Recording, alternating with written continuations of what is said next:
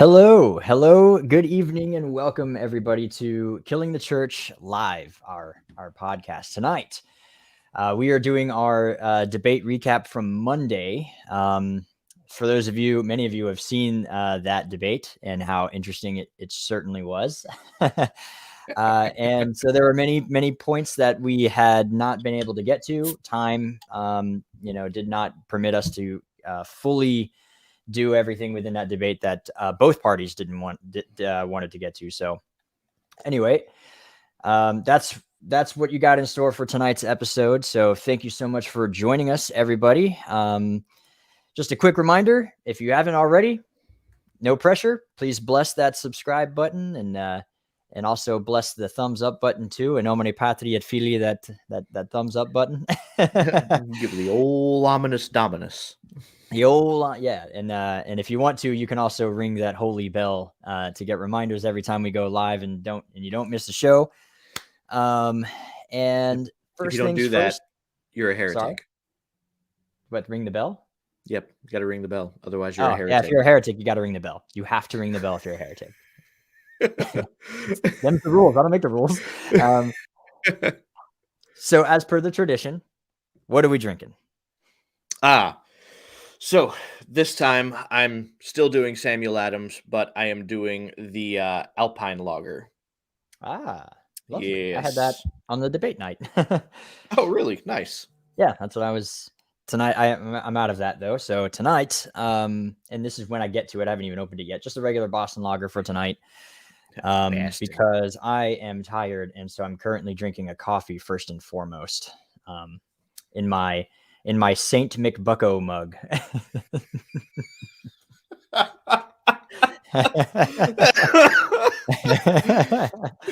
Probably those of you that don't know, real quickly, there's so me and Buck Rogers were in an argument on Instagram over some memes that he made where he was villainizing Torah keepers and roping them in the same group with non-Trinitarians. Now, me and Brad happen to be in that group, but there are plenty of Torah keepers. In fact, most Torah keepers are Trinitarian. And he was basically villainizing both together, saying that if you're a Torah keeper, you deny the Trinity. And so at some point in the debate, or in our little argument, because his name is Buck on his thing, I was treating it pretty lightly. It was like, whatever, I'm having fun, but please take these down. These are really abhorrent. And at some point I called him Bucko because I thought it would be funny because his name is Buck, right? And boy, he was not happy. He came back and was like, listen here, I'm not going to stoop to your level, Saint, or Mick. He just said Mick Bucko. And I thought that was the best thing ever. I thought it was hilarious. So I made a Saint McBucko mug in honor for the debate. I think that's hilarious. So also, before we get started, we are doing a debate recap. Part of this debate recap is we got tons of questions that we were just not able to get to during the debate. So please, throughout this episode, feel free to ask a question in the chat. We will, between takes of the debate, we will address some questions if it's not already planned, or if there's something that we plan to get to it already. We'll definitely highlight it and talk about it. What? Yo, Bobby K's drinking Ardbeg. Do you remember that? Do you remember Ardbeg? I'll never go near it again. Nope. It tasted like turpentine to me. Yep. Straight up paint thinner. Yeah. Oh, no way. There's no way he's got Blue Label. I know you. You're too poor. He is never ever too poor to buy quality whiskey, and we do know this. That's Come on, fair. the man has class. And then, of course, our director of social media, hello heretics. Hi back. All right, so we got a couple of people here drinking water. Whiskey is the Irish word for water. True fact. All right, so let's go ahead and pull up the debate here. I've got it ready to go. So we're going to touch on quite a number of topics. I actually have a much shorter list than Brad has. But there's a lot of stuff that we have to cover. And it's primarily, again, because we just didn't have a whole lot of time. And there were some things too where we would start to touch on a topic, and either we would get interrupted, or they would get interrupted, or we would just decide to move on, or things would kind of circle. And so, yeah, and then eventually, because of that, we would lose track of the original question. And yeah, so it's just what happens sometimes. It's not a big deal. That's what these recaps are for. So cool. That being said, Bradley, what is the first timestamp you got? It's in Jeremiah's opening statement. Timestamp is 23 minutes and 26 seconds. It's going to go all the way to 23 minutes and 38 seconds. All right. I hope everyone can hear this. Torah observance. Basically, are Christians obligated to observe the 613 mitzvot given to Moses, specifically the kosher laws, the feast days, and the Saturday Sabbath for the sake of obedience? I propose that the answer is no. The way to demonstrate this position is to observe how the scriptures portray the covenants, as well as lay out the purpose of the law of Moses. Turn to Galatians Chapter 3. Paul asks the Galatians in verses 2 and 3 if they were seeking to be perfected by observance of the law, having first. All right. So. Okay. So you obviously got some Right. bone to pick there. Well, first of all, and we'll get to this later. Later on, he tries to counter our initial opening statements by noting that they did not go too heavy into Paul's epistles. But I just want everybody to note that quite literally the first scripture he brought up in his opening statement was from one of Paul's epistles. But be that as it may. I was going to say, actually, we did spend a lot more time in Acts 15 than I initially anticipated, and that might be because of the way we opened our statement. So yeah, we spent a lot more time in Acts 15. Essentially, we couldn't get past one topic far enough for them to get into the epistles. It essentially, as the debate unfolded, they ended up kind of roadblocking themselves into a position where the conversation then went circular. But anyway, really quick to address this. I don't have a bone to pick here. What I want everybody to note is that he specified the particulars of what's being disputed as being the Sabbath, kosher law, and holiday observance, right? So these are the things that they are going to later argue are too hard and burdensome. And what's to note about that? The reason that Torah observance is so offensive to people who oppose it, they can't just like disagree with it and get over it. It's a very invigorating disagreement. It's a very, very fiery disagreement for them. And that's because the fact that other people are doing it is demonstrating that their philosophy that it's too hard and that it's a burden is in fact not true. Right. So, and to touch on that, we will actually get to a point in one of my timestamps where a lot of people were focused on how I was asked the question essentially, can anyone keep the Torah perfectly? And I said no, and then a lot of people cut it off right there, and they turned it into a meme, which fine. I probably should have picked the word however or whatever, something else. But be that as it may, the question is predicated on whether or not Torah observance is a burdensome, and it leads into that. We'll get there, and that's part of that. So. Yeah, that's right. Which, of course, our argument is it's not a burdensome to keep Torah. It's actually really not all that difficult at all. And some of you in the chat would agree. Some of you are already Torah keepers. If anything else, it makes your life a little bit easier. You're spiritually enriched. You feel more connected with the ancient world, and with God especially. And yeah, when you set aside times for like Shabbat, your life gets so much easier. So that's just my opinion. I absolutely love Torah. Has blessed me in ways that it's really hard to put into words. So, well, I was going to say it's not even our opinion that it's not a burden. That's the Bible's opinion, and that eventually does come out in the debate. And as we'll later observe. But so my next timestamp is actually not much later. It's at 24:10 through 24:48. Let's see if it relates to the law. He notes that in the Abrahamic covenant, the gospel was preached to Abraham before the law was given. He was obedient without the specific Mosaic requirements given at Sinai. The Tanakh itself points out that righteousness cannot be achieved through the law, as Paul says in Galatians Chapter 3, verse 11, co-referencing Habakkuk Chapter 2, verse 4. Righteousness, in any sense, comes by faith. The law, in contrast, only gives conditional commands. Do this and live. And those who do not keep it are put under a curse. Now, we all have failed to keep the law perfectly, so we are all under the curse until Christ came to rescue us. We must not redefine perfection. I agree. We must not redefine perfection. And so Christ was perfect, sinless, and thus he was the only candidate to pay for our sins as God in the flesh, as well as being the only one to perfectly fulfill the law. Yeah.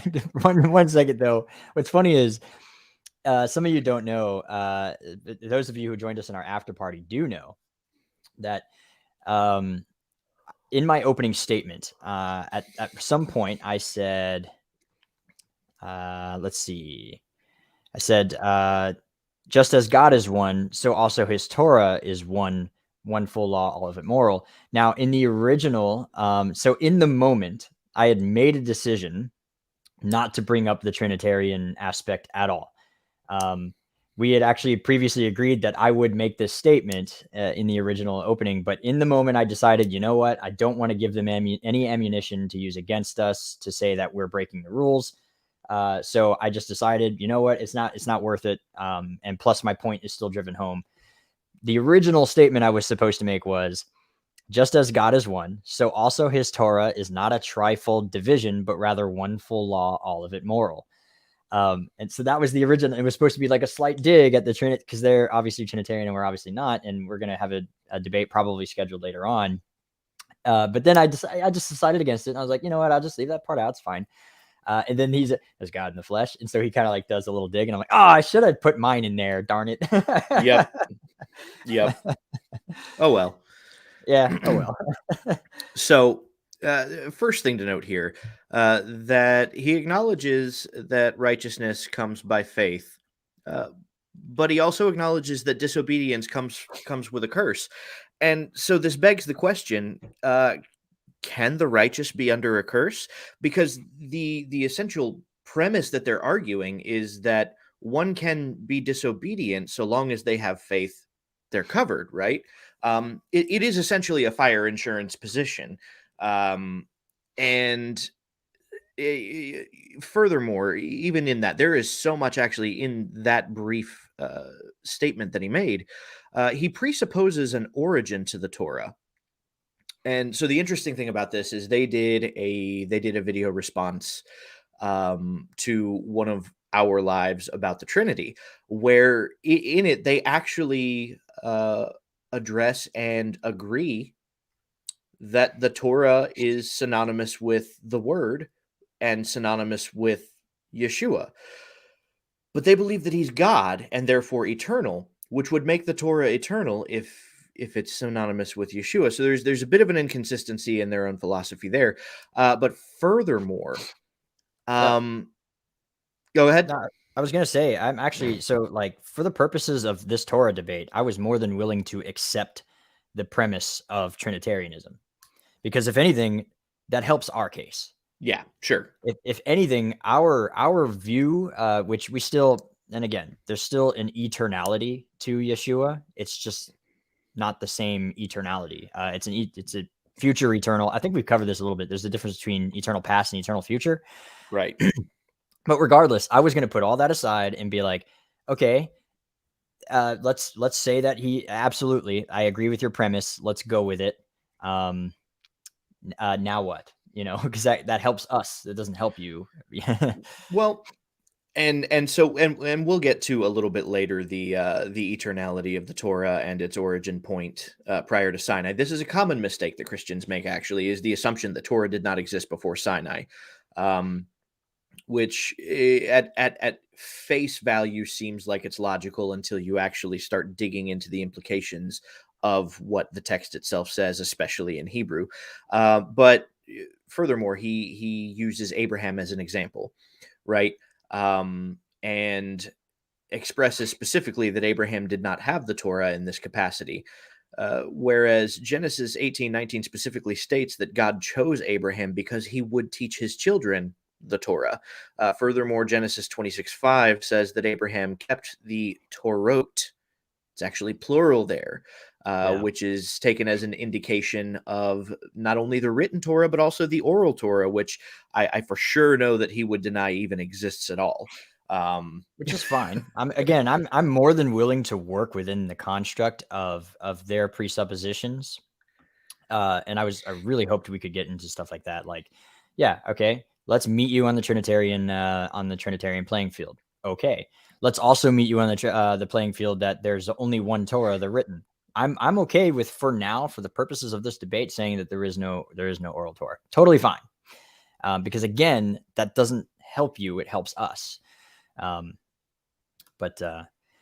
again, stuff that we should have worded. And at the end of the day, here's what I noticed when I re-listened to the debate.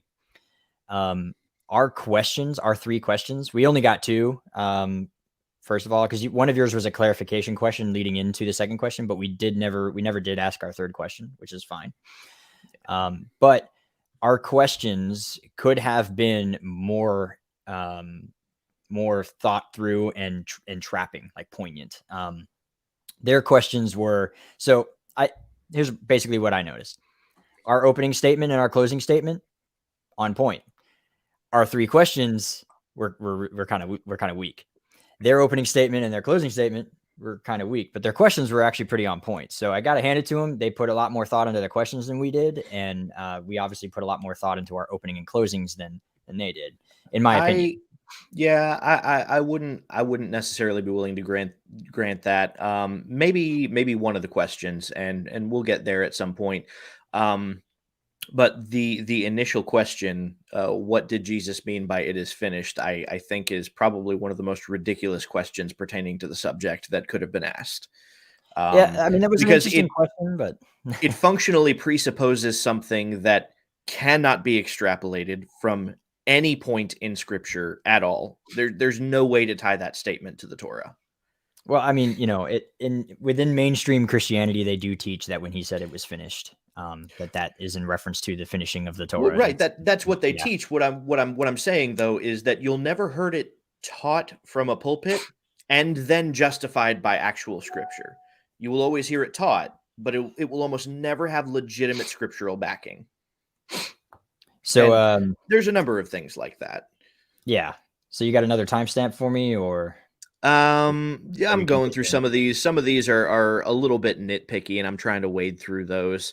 For instance, just to give the timestamp for the people, you don't have to play it, but between 25 minutes and 23 seconds and 26 seconds and 9 seconds, 26 minutes and 9 seconds. I said Jeremiah notes that the Mosaic covenant doesn't annul the Abrahamic covenant.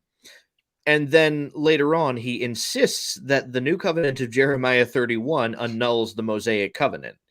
That covenants either do or don't work that way. I mean, Galatians is pretty clear that no new covenant can annul a previous covenant. Right. The idea is that literally all of them have built on each other. And the key thing to note, and this is what kept getting missed, and I really wish we had spent more time discussing and really diving into Jeremiah 31, because that is the chief weak point of the argument for covenant theology, the way that they present it. Is there is a presupposition that the new covenant is absent the Torah, and that is just not true. There's also a presupposition that the new covenant is made with the church. That is also foundationally untrue. If you read through Jeremiah 31 through 34, what you're going to find is that it's made with the house of Israel, and that what is different about it is not that it is absent the Torah, but where the Torah is written.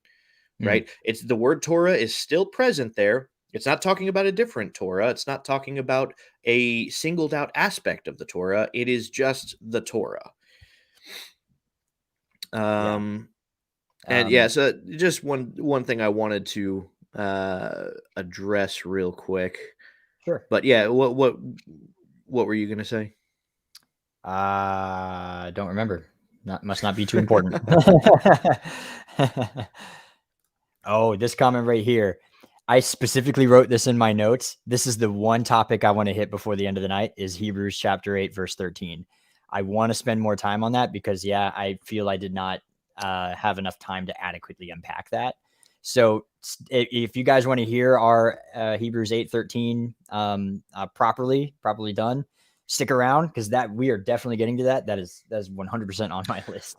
All right, so here's one that's actually it's going to be this will be a big one to address, and this is kind of a longer one.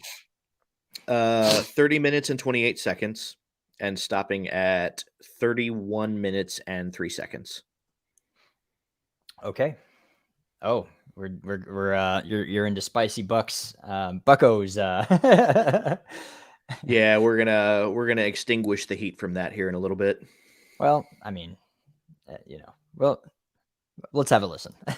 One in Christ Jesus by the authority of God the Father, as prophesied in the law. This is why Hebrews 7:12 says, "For when the priesthood is changed, of necessity there takes place a change of law also." God does not change, but his requirements can. Just as when Moses inquired of the Lord on behalf of Israel, God's nature did not change, but what followed went from wrath to grace. Much more demonstrated in the book of Genesis with the change of food laws pre-flood into post-flood before the law of Moses. For example, in the new covenant, Christ has declared all foods clean. It is also the view of alternate media eschatology. Is that where you wanted me to stop? 31 minutes and 3 seconds. Yep, that's it. I nailed it. Yep. All right, cool. So within this, okay, he makes the statement that the supersession of the law is prophesied by the law itself, right? And this is something that a lot of people from the antinomian position will actually they'll say this, that the law itself prophesies that it will come to an end, but you'll almost never hear a scriptural citation for it. And as we saw here, there was no scriptural citation for it. That's because there is no point in the Torah where you're going to read that the Torah is going to go away. It is not something that's prophesied in the Torah. It's not something even referenced or spoken about. On the contrary, numerous places the Torah references to itself as being eternal. Yeah. That's something we should have definitely hit more on. That it was brought to my attention that we definitely didn't say that enough. Was the eternality of the precepts. So that is that one is on us. I guess there are times where I'm having these debates and I'm like, these are presupposed, and I forget that the opposition doesn't know that these are eternal, and it's like, I do have to remind them. But right, the second point here is his reference to Hebrews 7, right? Where there's a change in priesthood, there's a change in the law. Now, this is a bit of cognitive dissonance that's a little harder to catch. But it's one of those that like you don't see it if you're not really looking for it, but then when you actually do see it, you feel stupid for not seeing it in the first place. And that's that if the law were negated, there's no need for a priesthood in general. The priesthood is something that is the law, right? So who is in the priesthood? This is irrelevant. The priesthood in and of itself, the idea and concept of a priesthood is something entirely tied to the Torah. So if we're actually saying that the law was done away with in this way, that it was fulfilled so as to be unnecessary, we're actually saying that the concept of a priesthood in general has become unnecessary. The idea of a change in the law in this aspect, since obviously there is a priesthood that's being referenced here, and it is the priesthood of Melchizedek, we're talking about a change in jurisdiction.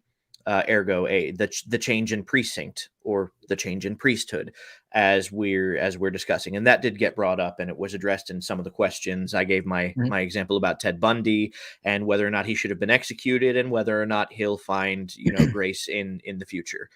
But on the Hebrews passage, real quick, something that a lot of readers are not familiar with is, and I don't think we even were able to bring this up, but there are two different things that are being conflated here accidentally. So one is the book of Hebrews skips over the millennial reign. It totally skips over that. And this is not me just saying that. There's even D. Thomas Lancaster actually talks about how like every other book in the Bible presupposes a millennial reign and talks about it, but Hebrews completely skips over it. And so when it talks about the change in the law for the future redemption, it skips over the Aaronic priesthood and the millennial reign, because the Aaronic priesthood will be operating in the millennial reign. And that's in all of the prophecies, Isaiah, Ezekiel, take your pick, Zechariah especially. And so the change in the law is when heaven and earth pass away. And then there's the necessary change. And that's what's actually being referenced in the Hebrews chapter 7 particular portion. So there is a change. It does eventually come and fade away, but only as Jesus said, when heaven and earth pass away. And then there's also prophecies that, what is it? Revelation, I think it's 22, where the new heaven and new earth are revealed, and there's no temple at all.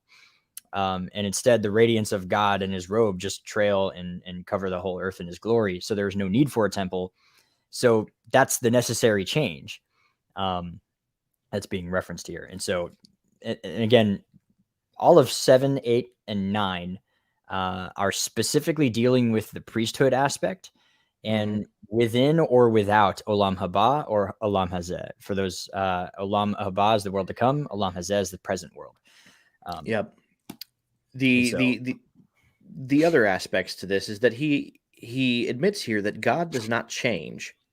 But if Torah is the Word and the Word is Jesus and Jesus is God, then if the Torah changes, then God has changed. Also, just for God's commandments and requirements to change in general inherently suggests a change in the mind and nature of God, which defies Scripture. Numbers 23:19, God states that he is not a man that he should change his mind. Malachi 3:6, this is the I change not verse, and that works just fine. But what actually makes this even better is that that's not actually how it renders. In Hebrew, it renders, I have not changed. And the accepted reference point that is being referred to as you. So I have not changed up to this point from when? It has to be from a certain point. I have not changed from the beginning, from before the beginning, right? From before creation, he has not changed at all. This is not only supportive of the Torah premise, but it's actually even more so condemning of the Trinitarian premise, because the idea that God existed before the concept of three existed in general it's very hard to place a Trinity in the I have not changed prior to creation. That's more from a philosophical point of view, as far as like, sure, I'll grant that. Yeah. But so he appeals to Exodus 32, though, to support this, right? And says that Moses changed God's mind. This is misconstruing the occurrence that's happening. Isn't it What's just the word occurring here? relented? Say what? Isn't it the word relented? I think it is relented, but this is more circumstantial, the argument that's being made here. Moses kept God from changing his mind. God's mind was to have Israel as his people. To then destroy them would affect a change in his mind. He also appeals to a change in the dietary laws, pre and post flood. Again, this presumes a late origin of the Torah. We'll address that later a little more fully. And then I do want to quickly say about the pre and post thing, though. Like, so we know that Noah knows the difference between clean and unclean animals, right? And then he's told he's allowed from this point on to eat animals, and naturally the only thing he would be allowed to eat would be the clean ones, because he has 7 of those but only 2 of the unclean, so he wouldn't even touch them. This is only logical. But that being said, you can add restrictions to a covenant. You can't take restrictions away from a covenant in the future, if that kind of makes sense. it's kind of like a military thing where, you know, you can always add to, like, restrict, you can always make it more strict, but you can never go beyond the line. Now you're disobedience of orders. And so it's like, be there at 05. Okay, well, we'll be there at 4:30. All right, we'll show up at 3. You can't ever be like, all right, we're just going to show up at 5 or 5:10. And you can't step the bounds in the other way. But again, that's another philosophical point of view. Mark 7, he brought up. Right. He brought up Mark 7, where Christ declares all foods clean. And I do have this also time-stamped in his closing statement, because he tries to address what would eventually have been brought up. And so he makes the claim that there is no textual variant there in the text. And this is a reference to a previous discussion that we had, where he was made aware of something about this passage that he was previously not aware of. And it's not a textual variant. So there's a bit of a miscommunication on what is even being addressed.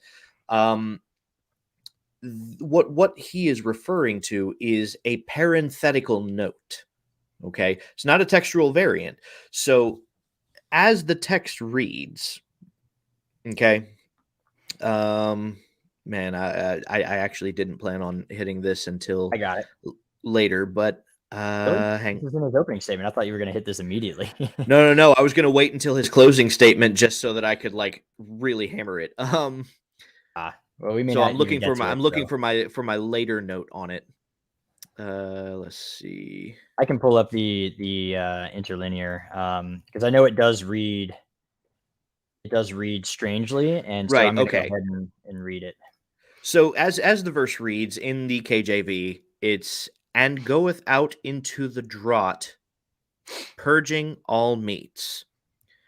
This is to say that it is eaten, digested, and then excreted or purged from the body. Okay, it's describing a process. The additional context of, in saying this, he cleansed all foods, or thus cleansing all foods, is a parenthetical note which is not in the original text. It is something that is additional, and it doesn't fit the context of what's being spoken about. It's actually, it's not in the text at all. If you see it in parentheses in your guys' Bibles, that's like, because it's not in the text. Yeah, if you open up to Mark 7:19, you will see it usually in parentheses where he says, it leaves the body, and then parentheses, thus he declared all foods clean. That's not in the Greek at all. There's no honest scholar anywhere that will tell you that that's in the Greek text. Yeah, it's not there. It's the verse is read as you says, but into the belly and goeth out into the draught, purging all meats. That is to say, you poop. And yes, and Jesus' point here is actually a point of Lashon Hara, where eating with unwashed hands in Judaism makes you unclean, or unholy, rather. It makes you koino. It's not unclean as in akatharton, which is the word for unkosher. Koino is common, so unholy. So that's a better word for it. Right. And that's the word that's being used. And so he says, it's not what goes into your mouth that makes you unholy. So this is ritually, this is a ritual thing, not a kosher thing. But what comes out of the mouth that makes you unholy, or koino, or common. And so he's making a point that when you speak words of evil, that's what makes you an unholy person, not necessarily eating with unwashed hands, which is a ritual purity a thing. And so right. And just for context, because context matters, even granting the parenthetical note, it still doesn't make a case for a absence of the dietary laws, and here's why. We'll grant the thus cleansing all foods. Here's the thing: unclean meat is not food to a Torah observant Jew like Yeshua was. Right? Does not qualify. Doesn't meet the standards. It's not considered food. So sure, he cleansed all foods, but what you're talking about is not food to him. Then he cites for support for this premise, cites Tertullian and a number of other church fathers. Again, problem here. 2nd century church fathers are not a basis for 1st century Jewish theology.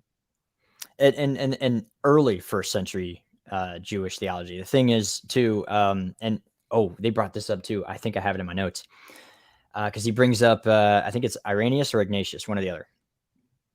That was a disciple of Polycarp. And they're like, so you're disagreeing with the church fathers who were disciples of the disciples. And I'm like, well, right there, we know for a fact that Polycarp fought to not keep Easter because he thought that that was wrong. And so Polycarp said, John taught me to keep Passover, so we need to keep Passover. But Polycarp was literally brushed aside by all the church fathers and was like, go away. It's too Jewish anyway.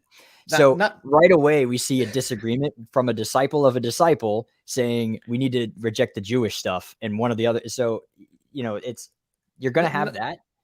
Not only that, I kept saying allegedly because that is the reality. It is supposed that certain of these early church fathers were disciples of the disciples. There is no emphatic evidence at all to suggest that. It is presumed. The answer to that question is no. I have not read that book. Matthew Thessines book, Jesus and the Forces of Death. I think you'd really like it. Thank you for the question, first of all. Really appreciate it. And the answer to that is I have not. I'm not even familiar with Matthew Thessines. So from that point, you can actually just hit play and let it continue on to 32 minutes and 9 seconds. Okay, let's pull her up. That the physical temple will be rebuilt and will in fact go back to temple practices of the old covenant. Yet the sacrifices of blood and bulls could not cleanse sin. They were, as Hebrews says, a demonstration of faith in the final sacrifice for our Christ Lord. Once for all time, the promises of Christ are retroactively applied by faith in Christ through the operation of the Spirit. If the stance of alternate media is true, then Christ's sacrifice was insufficient for believers to be fully saved and maintained by God. And abhorrently, sin still remains.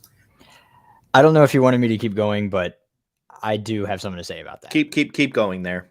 Okay. There's one last bit. Making a mockery of the testimony of all in Christ.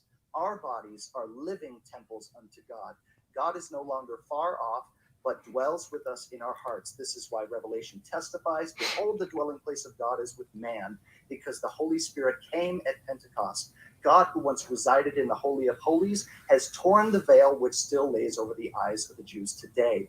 Alternate media's views are decimated by Christ in that he puts to death the old covenant and its burdensome demands, just as the Pharisees tried to. Okay, stop it there. I was going to say, yeah, we're getting too far away from. Yeah. I have a whole other set of notes for what goes from 32 minutes and 9 seconds up to 47 seconds. Okay, so that first thing, I don't think I can be clear enough. Everybody, all 30 of our viewers. Wow, that's actually a lot for us. That none of the sacrifices ever claimed to save you ever. The Torah itself never claimed to ever save you ever. He has confused the sacrificial system as being limited to pertaining to sin.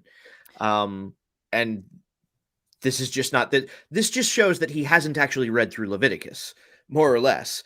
But even before that, the idea that there will be no millennial temple, and I understand this is because he's an amillennialist, but this is completely denying and disregarding Ezekiel 40 through 44 and Zechariah 14.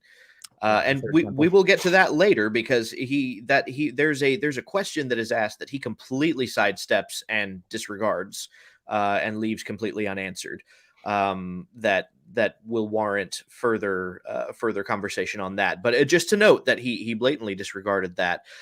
He denies that physical action can render a spiritual effect. This is effectively denying the existence of sin.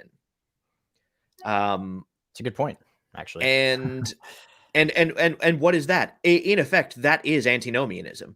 And then he naturally throws out the cheap ad hoc reference to the veil over the Jews and trying to relate it to the veil of the temple. There is no such correlation there. But it's worth noting, though, that Isaiah 25:7 says that a veil is over the nations. So it's interesting, Sure, I'll grant that there's a veil over the Jew's eyes that's referenced by Paul, and for you and I, that would simply be in reference to the person of Mashiach. I was going to say, when you read like that whole It's veil, limited to that, though. It is limited to even that. then, when you read, when you read that, people quote that a lot. You read that passage in its context. And I can't remember. I think it's Tim Hegg actually has a great commentary on that piece of passage. And yeah, the end result is they're only veiled in the identity of the Messiah. But he goes on to explain using the context. I think it's in Romans. I think it is, where basically the only reason the veil is like it's like they can see it, like they can see through it, but they just don't have it yet. And by that, a good example would be like if you read something in the Old Testament, in the Torah, and you go, "Oh wow, Isaac reminds me of Yeshua." The veil for the Jew in Paul's context is, I don't see Messiah in that. That's the veil. That's he reads the same thing, but he doesn't see the Messiah in the same stuff. He has all the same knowledge. He just doesn't make the connection. That's the veil, and that's it. Like within its context. So it's not that they're blind. It's just that the identity of the Messiah has been covered in a sense. Joseph looks like an Egyptian, so his brothers don't recognize him. My favorite example of this, how many, everyone in the audience, if you're familiar with a guy named Matisyahu, put that in the comments. He has a song called King Without a Crown. Ooh.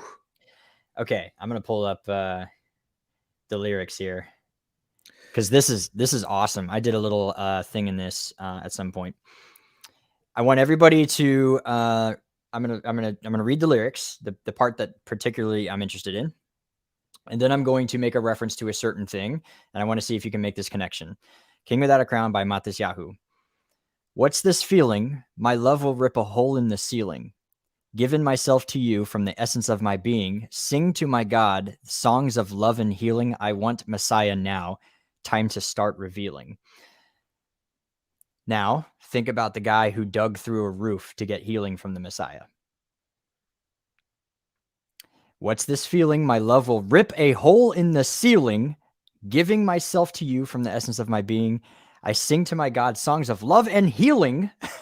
I want Messiah now. Time to start revealing. It's like, how do you not see what you've done? That's exactly the story. That's the veil, where it's like you have no idea what you just did, but that's the veil. Yep. Now, scroll it back to 32 minutes and 10 seconds. No. Please. Okay, 32 and 10? Yep. And let it play up to 47 seconds. Alternate media's views are decimated by Christ in that he puts to death the old covenant and its burdensome demands, just as the Pharisees tried to manipulate Jesus regarding marriage. When a husband or wife dies, the other is freed of the covenant. Therefore, it is perfectly understandable that Christ is the guaranteeing of a new and better covenant. The Torah has done what it was ordained to do. That is why not a jot or tittle will be erased, but instead testifies that there is something after it, the Christ. Therefore, to go back to the old regulations would be no different than a grieving wife or husband trying to sustain a marriage with a corpse. So, okay. Jesus put to death the old covenant with its burdensome demands. This is in direct contradiction to Jesus' own words in Matthew 5:17 through 20, 1 John 5:3, Deuteronomy 30:11 through 18, which all dictate that the Torah is eternal, that it's not a burden or too hard, and that love of God is obedience. In Hebrew, love is an action, not an emotion.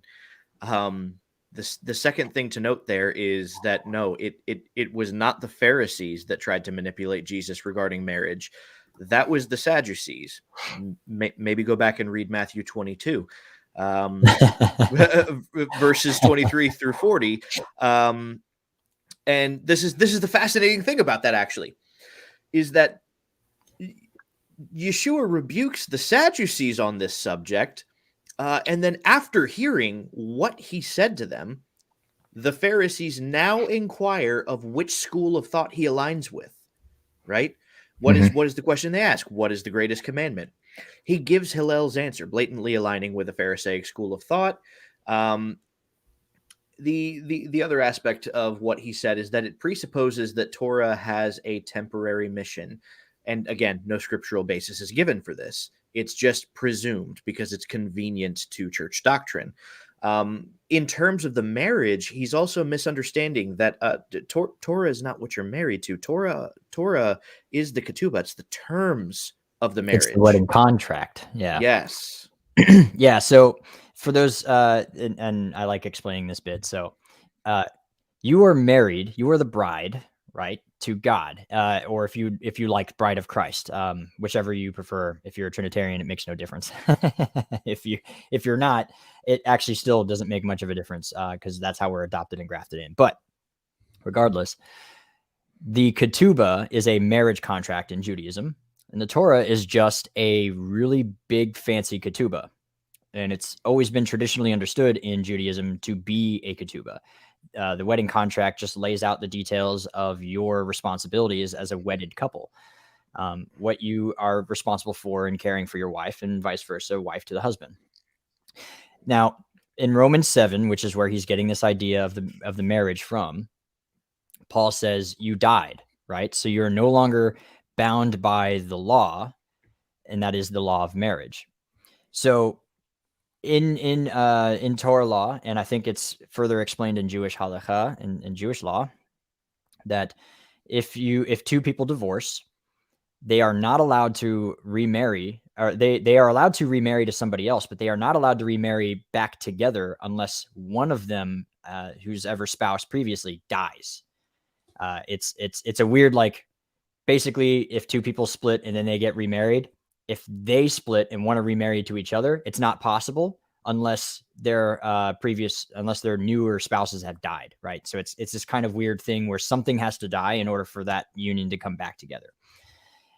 Paul is trying to link that with Yeshua, saying that he is the death required so that we can be remarried back to God. The idea being, we were once married to God, we committed sin and idolatry. That married us to sin and death. Well, now somebody has to die in order for us to go back. And that's the illustration he's trying to use. The Torah is not what dies. The Torah is still the marriage contract. And we die with Yeshua in the Spirit in order to be reunited with God in perfect good standing, which renews the covenant, renews the marriage vows, essentially. But the stipulations of the wedding, the marriage covenant doesn't change. The wedding contract doesn't change at all, but it's a new wedding. You know what I mean? Right. My next timestamp, if you're ready, and this is going a little bit farther, and you may have something pertaining to this also, is 35 minutes and 6 seconds, and letting it roll all the way up to 37 minutes and 2 seconds. 35 and 6. All right. In this one, either one of you can take the time to answer. Does the nature of sin change? Note the pause.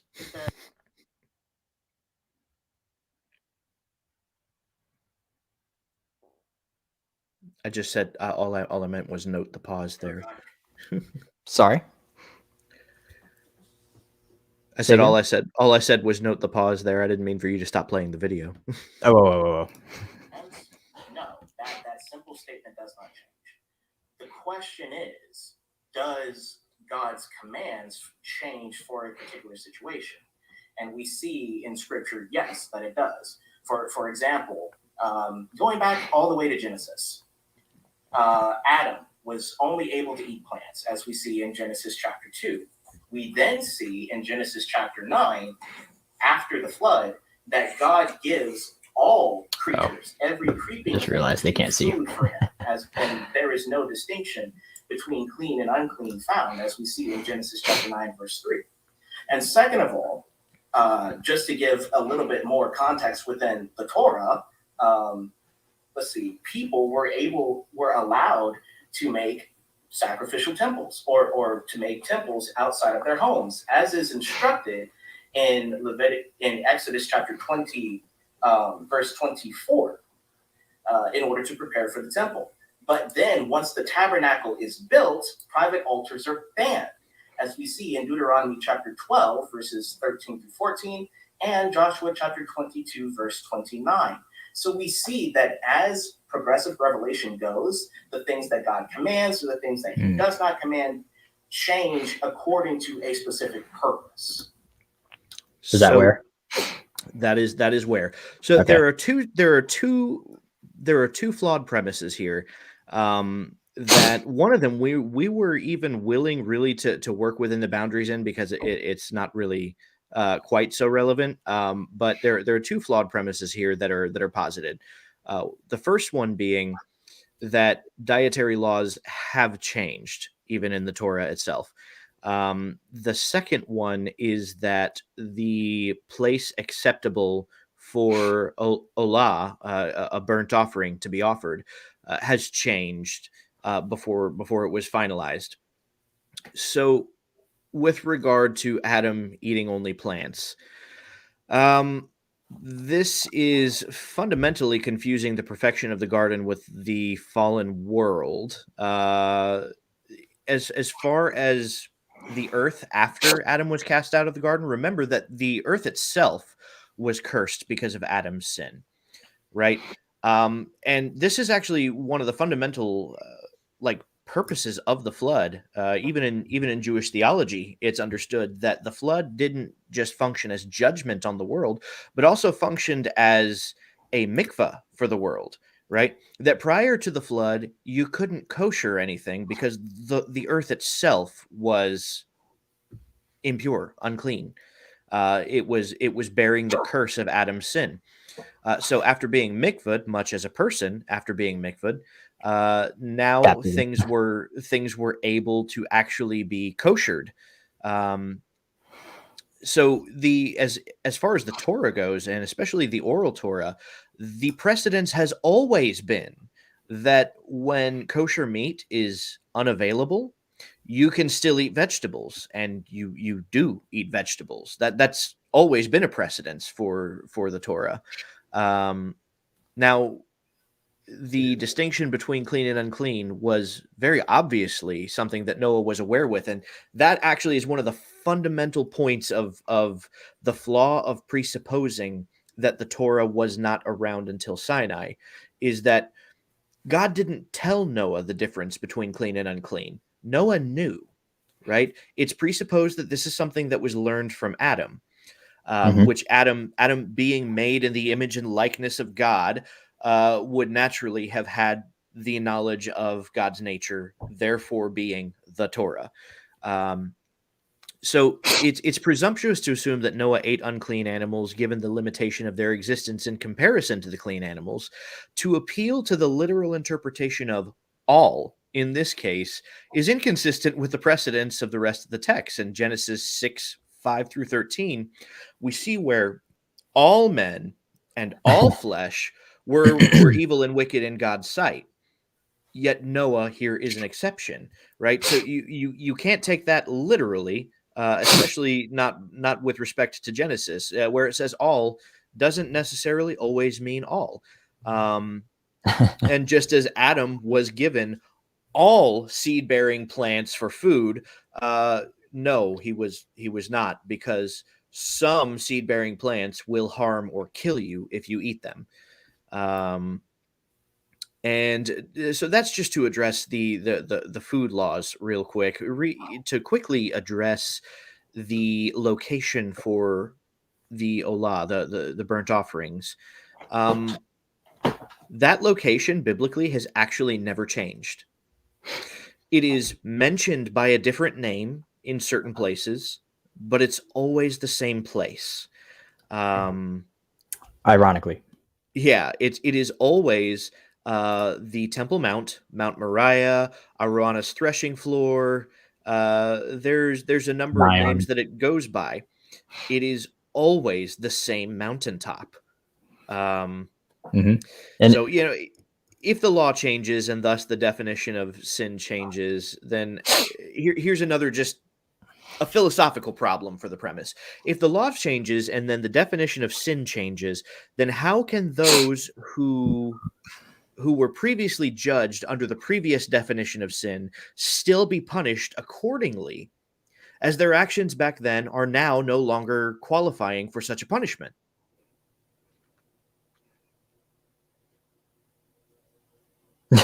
Pause for effect. It doesn't work. Can I get an amen? I'm just kidding. I don't have anything for this particular timestamp. We still haven't gotten to my first timestamp, actually. Let's go ahead and hit your first timestamp, because I know we're close to it, and I have a feeling I've already got notes on that too. So go ahead. Yeah, it's at 47 minutes, and I'll just let it go. Let me pull it up here. Let me not forget to bring it up on screen this time again. A temple has to be standing in order for you to celebrate a Passover Seder, which, by the way, in a modern Jewish home, there would be no lamb at a Passover Seder, because if there's lamb at the table, it has to be offered at the temple. And since there's no temple with which to make an offering, you can't have lamb. You celebrate the Passover Seder, you just use afikomen, the bread, in place of the lamb. And everything is done symbolically. You're still celebrating. So, but the premise of the question is, I would actually want to press a little bit on that more, because again, if we're going to make replacements of that's not even adding or taking away. That's completely changing how the past. So that's kind of where my timestamp ends. All right. So what I wanted to get out of that was I was not able to finish what I was saying. And I was like, okay, but it's fine that I didn't get to finish, whatever. Cool. But he immediately operates under the assumption that changing, or that using afikomen in place of a lamb in a setting where the lamb is not allowed to be present is a change to the law or a total replacement of the law. And I don't think it was clear enough. So I'm going to be more clear now. I think the question was whether or not one needs to be circumcised to celebrate the Passover. An emphatic no, only if, and I can't be clear enough, only if there were a temple today and you wanted to eat the Passover lamb that was offered on the altar, the prerequisite of doing that is to be circumcised. Anyone who's uncircumcised is not allowed to eat of the Passover lamb that was offered on the altar at the Temple Mount. This does not negate celebrating the Passover in your own home as a Seder, just without lamb. Jews have been doing it in the diaspora for years. And so the idea that you have to be circumcised in order to celebrate the Passover in your own home is a misnomer, because it's only a requirement for the temple and it's only a requirement for the lamb. It is not a requirement for celebrating the holiday as a whole. I've got a couple of notes that are pertaining to this. They're actually from a timestamp a little earlier on, because I guess we got into it a little bit. But Exodus 12:14 states that the celebration of Passover is to be observed for all time. Okay, now this is referring to the celebration and the acknowledgement of the day. It's not necessarily pertaining to the sacrifice or the partaking of the Passover lamb. Those are separate commands. They are included and involved in the holiday, but not explicitly tied to it, in the sense that if there is no temple, then you can't go there to offer a lamb. Ergo, you can't have those aspects of the holiday. But that doesn't mean that you throw the whole holiday out, because it is to be observed for all time. That's a separate command in and of itself. And there's no stipulation on the temple or the lamb in regards to this. The celebration of the day of Passover is incumbent regardless of the presence of the temple or the lamb. The journey to Jerusalem, however, is incumbent on both the temple and the lamb. Ergo, journeying to Jerusalem every Passover when no temple stands, so no lamb may be offered, is moot until such a time as when the temple does stand. Deuteronomy 16:16. Circumcision is only required to partake of the Passover lamb, not the festival itself. Exodus 12:48. Yeah, so they were really hung up. It kind of bothered me, because this was like, this is basic stuff. When I had a very basic knowledge of, when I had zero knowledge and I started reading the Bible just by my onesies, this is before I even met you. it was never a thought that was like, oh, well, there's no temple, so I'm not allowed to keep Passover, period, in any way, shape, or form. Like that, they seemed so hung up on the idea that you have to be circumcised and there has to be a temple in order to have a Passover Seder. And it's just I think there's another verse that says, keep the Passover throughout all your generations as a permanent statute in all of the homes in every place that you dwell.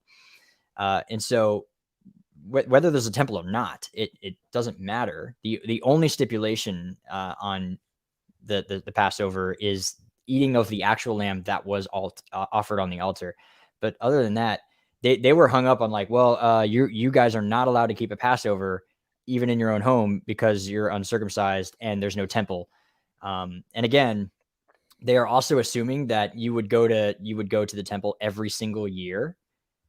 That's not the case. Not everyone would be able to afford to go to Jerusalem every single year. Say you lived in Rome, you're a poor Jewish man, you're double taxed because you're not allowed to offer to the idolatrous temples. So you pay an extra tax on top of your regular tax to keep you from offering anything to an idol. And so, yeah, you're worked to death pretty hard. It's really hard to make a living. You're not going to be able to travel across the Mediterranean to make it to Jerusalem for a 1-week festival and completely take off from work and stop tending to your fields or whatever it is you're doing for your livelihood.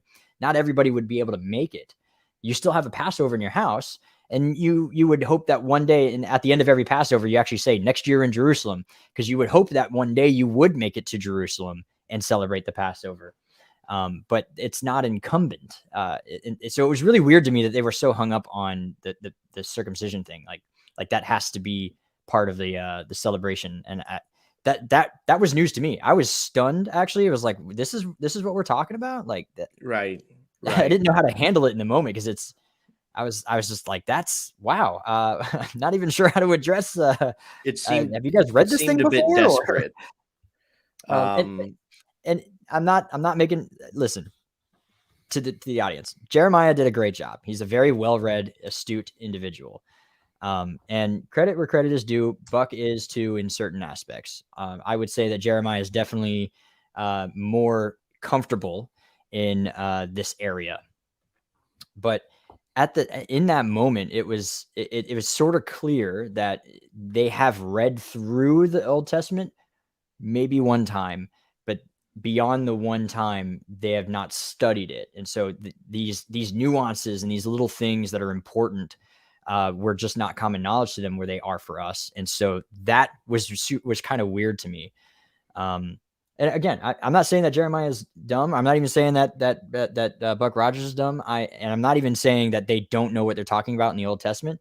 Just from my point of view, it felt like they had only ever read it once because some of these things were just not going through, and it kind of stunned me because I didn't know how to proceed. It's like I sort of have to explain a lot just to kind of keep moving forward. That's what it felt like anyway. So, right, yeah. Do you have a timestamp that is before 48 minutes and 5 seconds? Because that's my next one. 48 and 5. Yeah. I do not. So 48 and 5. Let it go to 37 seconds. 37 seconds. You got it. Whether or not there was a lamb there, because one, Scripture doesn't say, so we cannot say whether or not it was or not. All right, so then you and Noel have something to work out here then, because if he was the sacrificial lamb, then why didn't he hold the lamb shank bone up and say, "This is my body broken for you"? Why did he use the bread? This is predicated on because he was the 20. bread that came down during. Oh. Is he? I like that he gave up there. Just totally broke his bearing. Which is fine. So the first comment Jeremiah made is actually it's an argument from silence. Well, we don't know that he didn't have a lamb there. Okay, no, like if the purpose of what he is saying, as it pertains to the Passover Seder, is symbolic of his being the Passover lamb, and if that's the primary crux of Passover that Christianity views as being the symbolism of the purpose of Yeshua, is the Passover lamb. Like that's the main focal point. That would have been what he used. However, we know textually from from what is written about the days and when this was occurring, this would have been the night before the actual Passover Seder was being celebrated. So no, he definitely wouldn't have had a lamb. The lamb they would have saved for the next day. So yeah, he's using bread. Why? Because there was no lamb present. That is just a logical conclusion based on what we know textually, historically, and Talmudically about what is acceptable on this night. And it was common for a rabbi to hold a Seder, an instructional Seder for his disciples the night before the actual Passover Seder. Yeah. And as the Talmud states in Kiddushin 20, that the afikomen is acceptable to use as a substitute for the lamb. Mm-hmm. Now, insisting that he is both the bread and the lamb, which is funny because I actually agree with that, but it's like you're right, but you don't know why you're right. But only so yeah, you can insist that he's both the bread and the lamb in as much as the bread is used as a substitute for the lamb, exactly. but not separately. And then further to insist that he's the bread this way is actually, this was a diversion from the main point. This is where the shift in goalpost happened. Because he's referencing John 6:35, where he says that I am the bread of life, right? Mm-hmm. This is not a reference to Passover, and it doesn't pertain to Passover. It in no way correlates with Passover, right? So, look, it's a good point, and I even agree with it, but within its own context. Let's not import context from one passage to another so that we can sustain our point. Again, it came off desperate. Yeah, the only reason we pushed on that question, or you pushed on that question, is contextually speaking, they needed to clarify their position on why they think lamb was or wasn't present, and so that's why we sort of pressed on that question. And again, Buck says he was both, and we agree he is both, and like I said, he was right, but he doesn't know why he was right. The afikomen is bread that represents the lamb, so it's literally both. And that would be a very important detail that we would absolutely say that this is how we know, one, that lamb wasn't present, but two, the symbolism here is super important. But if you're not familiar with the Passover Seder, it's completely lost on you. Yeah. And we were going to try and get to that, to try and basically get to that point. But as with much in this debate, we were not able to continue pressing the way that we wanted to. And it is what it is. You got another timestamp before 1:07:35? Yeah, I got a couple, but we can skip over some of these, I guess. Again, I'll just go over basically what was said and then my notes real quick here, just to kind of skip ahead here. When Acts 15 got brought up, the presumption that the Torah is this burden that neither we nor our fathers could bear. And this is something that I wish we had pressed a little harder in the debate at this point, is that there is an onus of proof on the person making that statement to prove from first century Jewish theology that this was an actual legitimate position held by Jews. Right. The onus of proof is on you to search through the Talmud, Midrash, Mishnah, and find me evidence that some rabbi somewhere taught the Torah is too hard to do. Right. Otherwise, you can't just run with the statement. Right. We have to gauge theologically what is being taught by what we know the theological understanding of the people was at the time. Yeah, and you would never ever refer to the Torah as super difficult. You would refer to halacha as super difficult. That would be apropos, but right. Or appropriate. And I actually did get time to explain that a little bit on halacha, and it means walk, and how that's a legal rendering, and that there's strict and loose versions. I'm glad I got a chance to explain that a little bit. I had a few messages that were direct messages to me saying, "Hey, I actually learned something super new," and so that was great. So, if nothing else, there's a win there. But real quick, do you think circumcision of today is the same as the circumcision in the Bible? If not, why? Yes and no. Yeah and no. And we touched on this in the debate a little bit, because they asked us about the circumcision, and Brad counter questioned with, well, what do you mean by circumcision? Which of the two definitions from the first century are you using?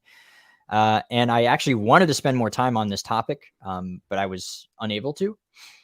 But essentially, if you say circumcision in the first century, usually about 90% of the time, it is shorthand for legal conversion to Judaism. And in this circumcision ceremony, the last step is obviously the circumcision portion, which takes years and years of practice and trial, and you actually go before a tribunal and all sorts of stuff. Like it's a very difficult process to become a convert. But when you get circumcised, immediately after you get your baptism, and when you come out of the water, you are a full-blown Israelite in every sense of the word. And so Paul argued against this process, saying that, well, you don't need to do this for salvation.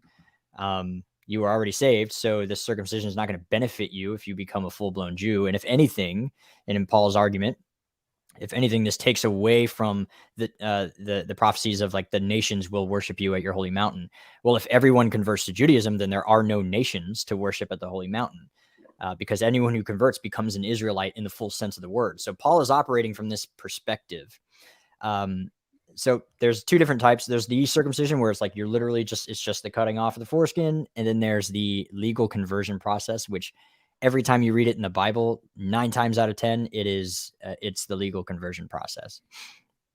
Thank you for the question.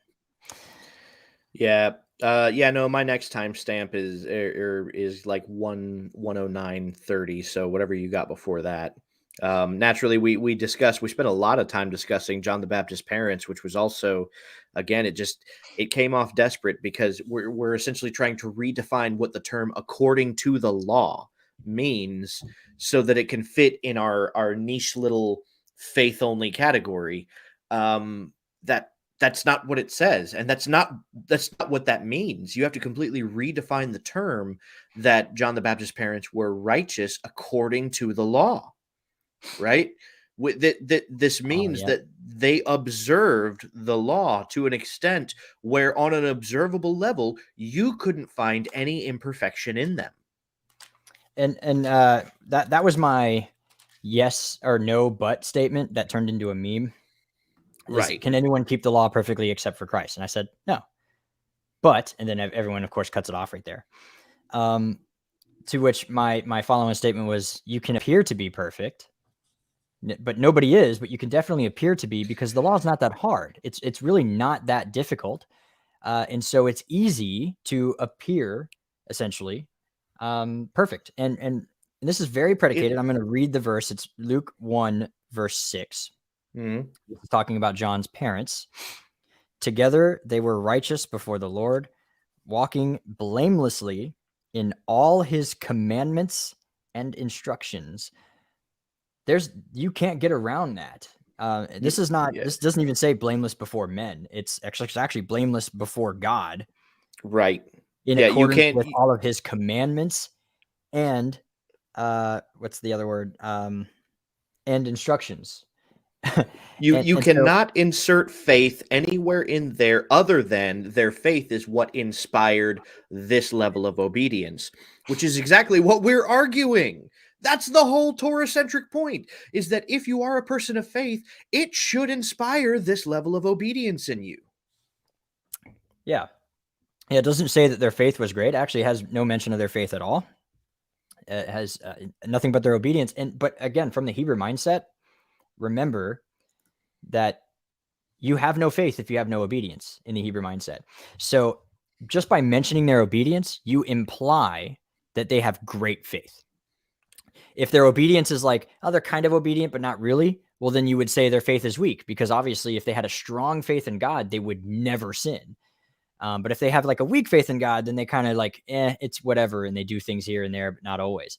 So the implication of saying they kept all his, and all doesn't always mean all the time. I get that, but they kept all the commandments of the Lord and requirements and instructions. There's no getting around that. This is saying they are perfectly obedient, and it is evidence of their faith. And that's why they are declared righteous, and they are given the gift of having John the Baptist as a child, which is a great thing. Right. And this is kind of, again, this is the ironic part where the philosophy actually kind of implodes on itself here. Is we're misunderstanding a Jewish concept again. And there's a bit of a language barrier because righteousness means something in Christianity that it doesn't mean in Judaism. And to be called righteous in Christianity also means something that it doesn't mean in Judaism. So the definition of a tzaddik is actually given in like the first 5 chapters of Tanya. A tzaddik is a righteous one, right? That's what tzaddik means, righteous. Tzedakah, righteousness, right? And that the definition of a tzaddik is one who observes the commandments of the Torah perfectly. The struggle that he has with his yetzer hara, his evil inclination, is one in the mind. It's not one that actually bears out in physical observance, right? Yeah. And that's because of the level of faith this person has. Now, the argument that's made, right, is that your faith should be so great that you have no need of observance of commandments, right? And then conversely, what's being argued against is the fact that somebody could observe, that it's fully possible that somebody could observe all of those and have absolutely no faith and it's worthless. And it's like, okay, but I thought it was too hard to do. Yeah. Right. It either is or it isn't too hard to do. It's either so hard to do that it's impossible for anybody regardless of faith, or it's so easy that somebody who has no faith can do it. Whereas really we're kind of in the middle there on that one. We would say that actually without faith, it's harder to do. With faith, it's easier to do. Yeah. And again, it's impossible to keep the whole Torah perfectly for your whole life. That's not to say that you can eventually grow into a state of being a tzaddik where, from a certain point onwards, you actually live a fairly Torah observant life, at least in the physical sense. And of course, thought, speech, and deed, right? So there's still sins of the thought, sins of the speech, sins of the deed. Torah is primarily concerned with deed and speech. And the spirit of the law is thought, but that's really hard to regulate, right? So, but our point is, it's not difficult. It's not too difficult, in that it is possible to live a perfectly Torah observant life, and still have no faith also. And this is actually the primary angst that Jesus seems to have with the Pharisees, in some cases, where it's like, okay, you're doing all these things, but clearly your faith sucks, so. There's an aspect of you're doing great, but you're missing the spirit, dog. So it doesn't have the pizzazz. Yeah, it doesn't have the spice, man. Right. Right. So my next timestamp was 107:35. Did you want to go there? Okay. Yeah, go for it. Yes. So how would you clarify these particular laws? Are they basically the beginning of a Torah starter pack in order to get them into the synagogue? Yeah. But why in Acts chapter 13, verse 48, when he is speaking to Jews and Gentiles in the synagogue, which is basically the main city, place of commerce and learning of the Torah in that sense, and the Jews are up in arms about him preaching. He says, okay, because you discard the word, we are going to the Gentiles, and the Gentiles are grafted in. They say those who are appointed to eternal life believe, and from that we don't hear about them going into the synagogues anymore. If anything, they went back into the basic tradition of the early church in house churches. So there's obviously more, and please, don't just take my word for it. Double check to make sure that I'm being true to the context here. So my problem with that, and I never got around to saying it, was one example is not the whole of the batch. And so there's one example where they are driven out of the synagogue. That is not every synagogue, and that becomes evident in James' later statement. Here's the kicker too. There, the example where they're driven out of the synagogue. You want to know where they go? Next door to the synagogue. It's literally next door to the synagogue. Is that in their text? Is it? As far as I know. Acts Um, 13. yeah, but in any case, again, yeah, no, like you said, and this actually this further goes into the Sabbath day observance, and that's where my 109:30 is going to pick up. But yeah, Oh, that's there's my next again a presupposition that early church tradition existed here in the apostolic period, and that is just foundationally untrue. Again, what we see a precedence for here that we don't see elsewhere in the New Testament is people meeting in the synagogue on the Sabbath day. That's the precedence that's given. These comments, dude. Deborah V. I posted them up, but Jews never complain that it's too hard, but Christians who have Christ and the Spirit cry that it's too hard. It's so good. And then Ephesians 6 coaching. Yeah, I can do all things through Christ except keep the commands. Supposedly. These are good. These are good. These are things I wish I had said. Right. Oh man. All right. So 109:30. 109:30. Let it play to 110:15. All right. Let me bring her up. We really don't see a diversion or an exodus from the synagogue culture until much later in church history, about the same time that we generally don't see a diversion from Sabbath observance until much later in church history. We're talking pretty late 2nd century, early 3rd century that we're starting to see this stuff. More or less. I historically would completely object to that. That's fine. You're more than welcome to disagree with what history is established on this. No. I was going to object by actually referring to historical sources. That's fine. Sure. We can go there. Did you want me to continue through his historical sources, or? Oh yeah, go ahead. Okay. Sure. So let me actually read from one of the sources that I've been looking at, and one of the ones that I've been priding so much. Christianity at the Crossroads by Michael Kruger, one of the main scholars in early second century Christianity. He says in relation to worship in the 2nd century, primarily the place of worship, but the formal worship of Christian communities quickly coalesced around Sunday, also known as the Lord's Day. The first day of the week was the day Christians gathered to break bread, Acts 20, verse 7, collecting offerings for those in need, 1 Corinthians 6. That Acts 20, verse 7 absolutely kills me. This Kruger guy, I've actually not read any of his work, but immediately I was like, oh, so he doesn't know Greek? That's weird.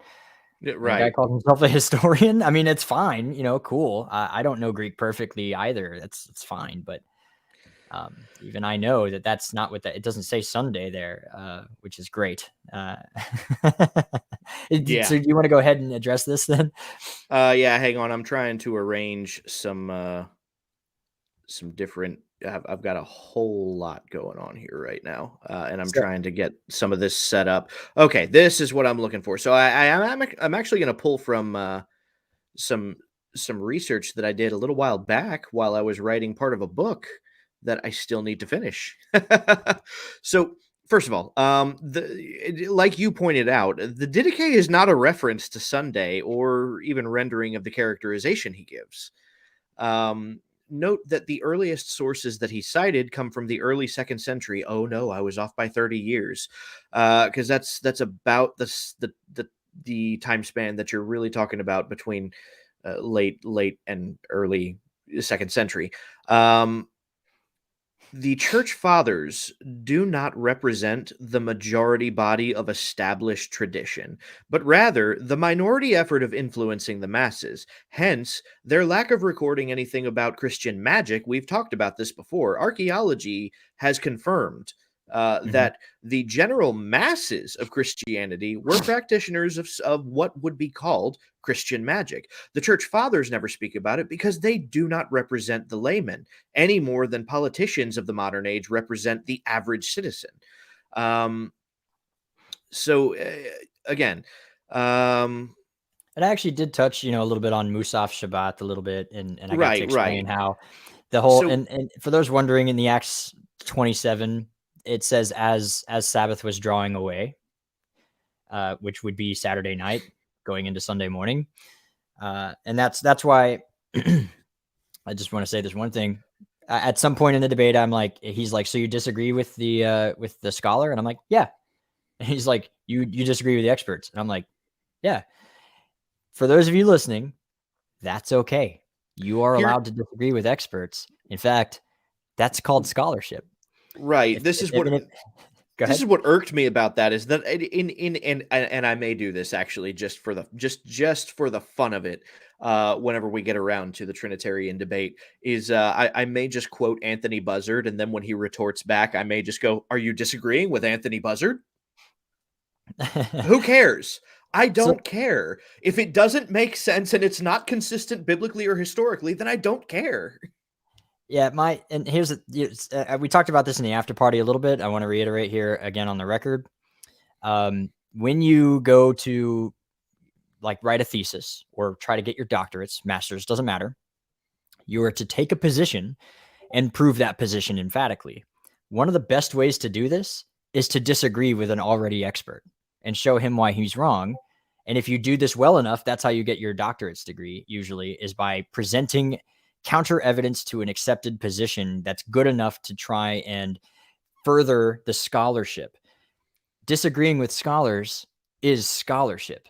It's totally okay to go, I don't agree with the scholarship because, and then present your evidence. And then on top of that, just do any Google, really.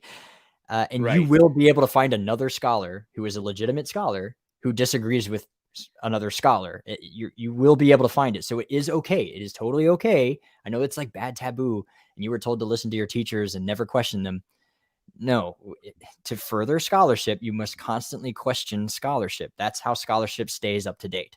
That's why E.P. Sanders's work is so monumental, because up until E.P. Sanders, everyone just accepted that the whole church immediately moved to Sunday and were separate from Judaism immediately. His work was monumental in that it pushed against what was the normative accepted position. And then when people went to go retort his position, it was found wanting. And so that updates scholarship. So it's okay, guys. It's okay to go, yeah, I think that Matthew Henry is wrong here. That's totally fine, because somebody else does too, and somebody with a degree probably does. So, right, and further still, to the point, the shift to Sunday didn't occur in mass. So, sure, that's fine. A few church fathers wrote about Sunday worship. Again, that doesn't represent the majority of established practice by the masses. The shift to Sunday didn't begin in mass until around 321 AD, when the veneral day of the sun was first instated. And then further still, in 363, the Sabbath day observance itself was then outlawed. Why? Because the church was so divided on this issue that literally you could almost cut a line right down the middle of it and divide people who were Sabbath observant and people who worshiped on Sunday. So Sabbath observance actually still maintains a pretty decent majority up into the 4th century. Even that's the point at which it actually starts to decrease, because it's being persecuted against by the government. So to presume that Sunday worship took a majority practice prior to this period has absolutely no historical basis. And for the dates that were given, Philip Schaff records that in chapter 3 of his book, History of the Christian Church, volume 3. So yeah, I can pull out scholars too. That's just fine. Anyway, that the fathers. Right. So let's see my notes.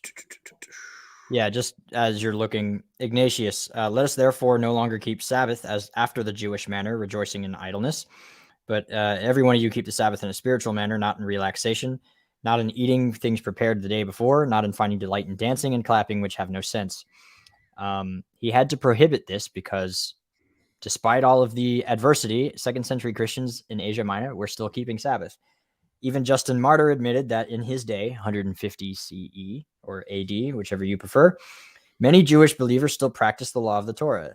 and he called them weak-minded brothers, and still admitted that they were saved, however reluctantly, even though they were observing Torah and keeping Sabbath.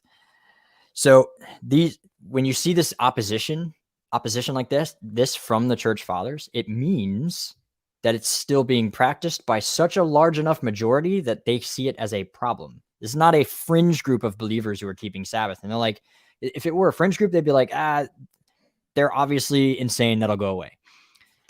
But if it's a problem, like let's say maybe 50% of the Christian world at the time, which is probably what it was, then they have to constantly write and stop people from doing it, because Christianity is not monolithic yet. And the book After Jesus, Before Christianity, great book, talks about basically there are like 42 different Christianities.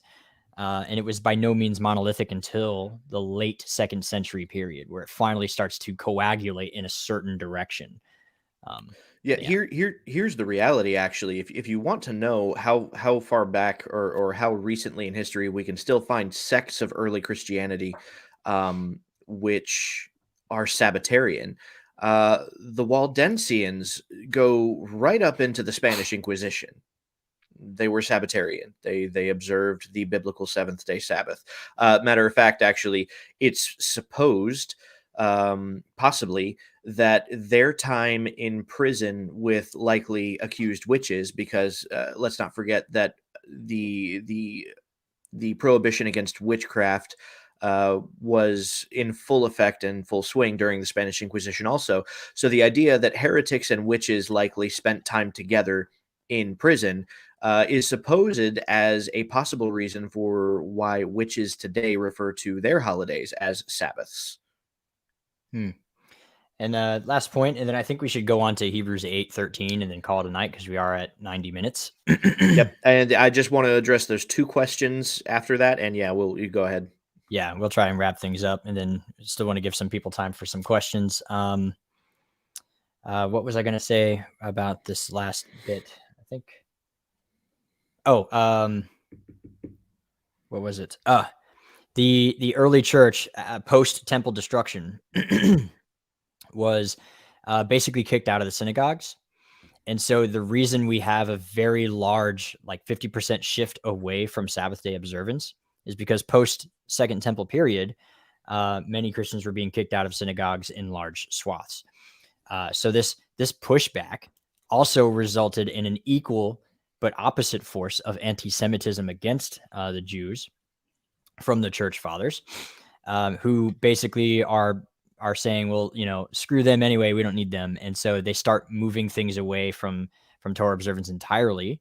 And as I said in my closing statement, eventually the blind lead the blind into a pit. There's no Jewish leadership amongst the late 1st century, early 2nd century church.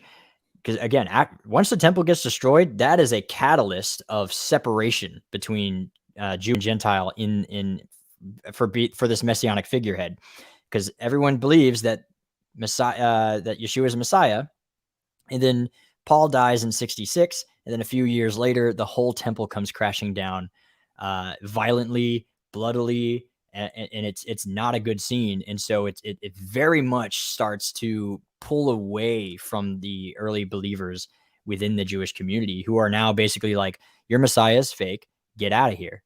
And then at that same time, we start to see his deification. And again, that creates a level of separation where they're like, you're idolaters, get out of here.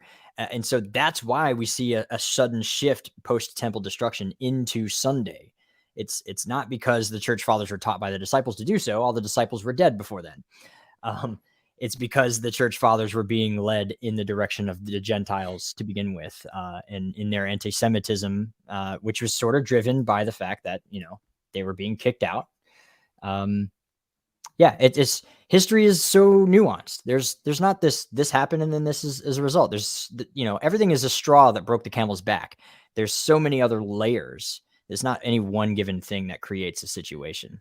Right. And that's another thing really quick, just to touch on the period of the temple's destruction, because it was mentioned eventually in his closing statement, about following halakha of medieval rabbis.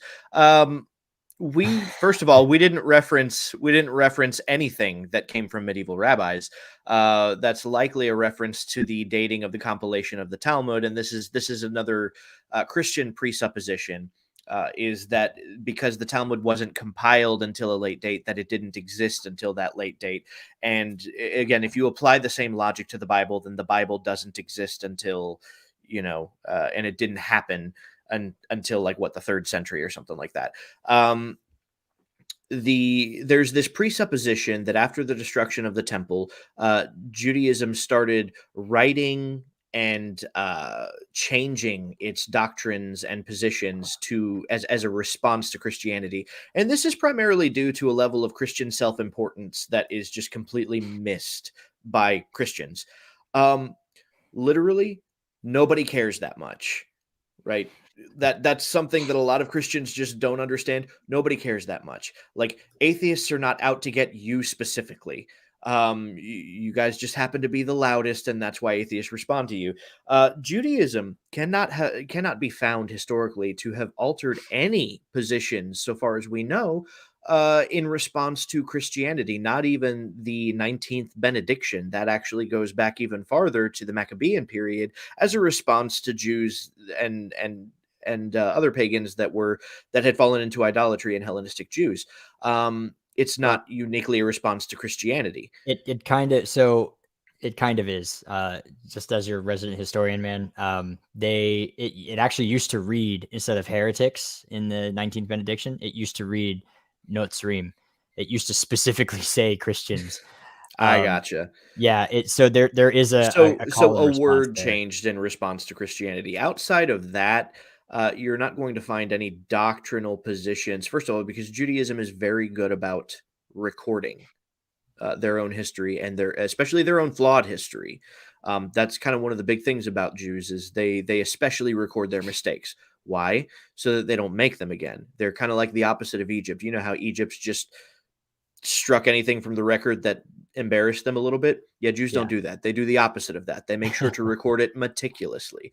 So if there were any actual alterations in theology or doctrine as a response to Christianity, those would be the things that you find in the Talmud, but those are not the things that you find in the Talmud. What we do find in early Christianity, though, are alterations in theology as a response to Judaism. Yeah. Christianity was the crazy ex-girlfriend, and Judaism didn't care. Right. Yeah. Jews do not care that much about Christians, and they do not care that much about Christian theology. They don't think about you when they're thinking about their own theology. They're thinking about God when they're thinking about their theology. Now there is a slight shift, I will say, historically after the 11th century. There is a shift in theology in response to Christianity, and it's only because Catholics were forcing Jews into debates against their will. Right.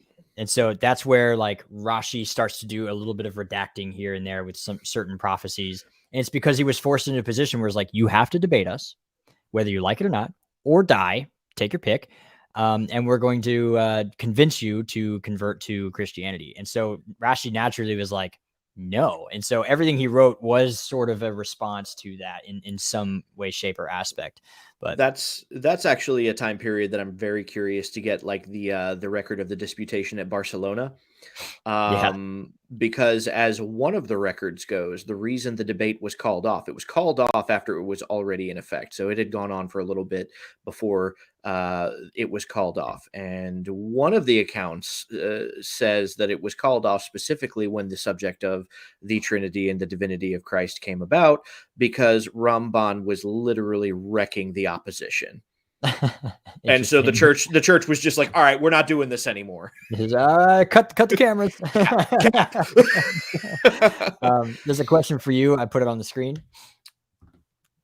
Brad, one question.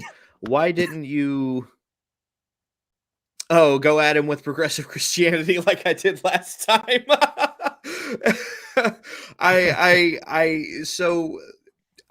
at a certain level, I kind of feel bad about posting that video to YouTube a little bit. I had thought that it was understood between us that it was a friendly conversation between us. Retrospectively, I realized that he didn't actually start to get the hateful vitriol and hostility that he had until after I posted that video, and so I feel like perhaps maybe he was a bit embarrassed when that video was made accessible to the public, because Which we asked him before he posted it, by the way. We made sure that he was cool with us posting that video, and he was like, "Yeah, do it." it So was, we're well, like, we even "Okay." discussed it before we cut the live, Yeah. about saving it and posting it. But I think that upon re-examining it, I think maybe he realized that he did not do well in that discussion. And that's one of those where, like, even my dad commented on kind of that I was maybe being a little bit too patient, because frankly I was going easy on him. And my dad was like, dude, there were some times where I was just like, dude, wreck the kid already. Johnny F. also asked, so what do you guys think of Justin Martyr's accusations in dialogue with Trypho? Trypho didn't exist. Justin Martyr wrote that as it was a mock conversation. Trypho is not a real person. A lot of scholars have looked at like Trypho's answers and stuff and have been like, this is not a Jew, obviously. And it sounds like what Justin has done is created a fake conversation with a Jew and spread that out as a real conversation with a Jew in order to try and convince more people. But upon further evaluation, Trypho likely did not exist, and this is just Justin having a conversation with himself with the very limited knowledge of what he does know about Judaism, as is evident by Trypho's answers, because Trypho's answers are not Jewish answers at all. If Trypho was a real Jew, he was a very simple Hellenized Jew, and had very limited knowledge. Had a very Justin Martyr's level of knowledge of Judaism, funny enough. So there's a lot going on there with the dialogue with Trypho. But in my opinion, and I learned this at Liberty, Trypho likely didn't exist. Right. Just one thing, you don't have to play the timestamp, but the question was asked scripturally what the mission of the Messiah is, and if Messiah can annul any of the rules or commandments of the Torah. And the timestamp on that, for those of you who want to go back and check, is 1 hour, 46 minutes and 17 seconds through 1 hour, 47 minutes and 27 seconds. Jeremiah entirely sidesteps the question by essentially cluttering the subject. Because admittedly, it is a broad question scripturally. What is the mission of the Messiah? While I understand what you're driving at is that he would come to establish and bring clarity on the Torah. That was obviously the answer that he was trying to avoid by explaining all of the others. So a little bit of fault on the part of the questionnaire, in that it is such an open-ended question that it leaves room to be clouded in such a way that the answer could be avoided. But the answer is no. Messiah cannot change any aspects of Torah. Now, the only other one that I do want to put on screen, if you will, Seamus, is 1 hour, 50 minutes and 43 seconds. 1:50:43. Let it play to 1:52:48. 1:52:48. 1:52:48. 1:52:48.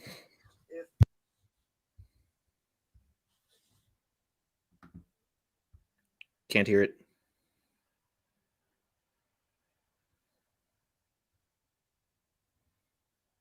Can't hear that at all? No. Let me try it. Okay, there we go. Okay. You want to take that, or should I? Well, I would say specifically that you're not interpreting it properly. Could you pull the question back up, please? All right. So sorry. Yeah, no.